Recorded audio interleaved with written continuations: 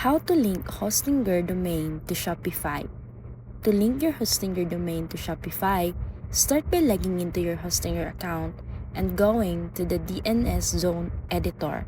In Shopify, open your admin dashboard, go to Settings, Domains, and click Connect Existing Domain.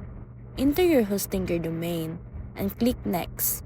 Now, return to Hostinger's DNS settings, set the A record to Shopify's IP address, and change the C name for www to shops.myshopify.com.